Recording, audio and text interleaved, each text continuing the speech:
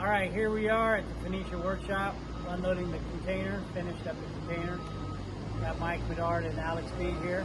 These are some of the artifacts, some of the spoils, if you would, down here. Come up close to this piece.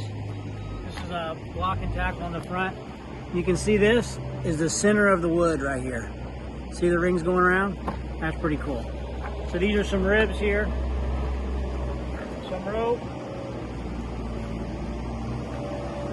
of course an amp here, more amperes. We have no idea what these are. So Philip Beal or Yuri Sonata, let us know what this is. We've got 4 of them. Pretty cool. We got more of the tackles here. We got a bucket full of these. You got your pulleys. An ampere with the top on it. We'll have to send it off the brine to find out what that says. And then a bucket full of rope.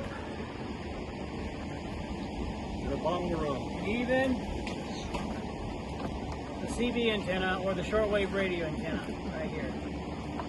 So, a good day for us here at the Phoenician Workshop. Come join us, Phoenicia.rocks. Come help us.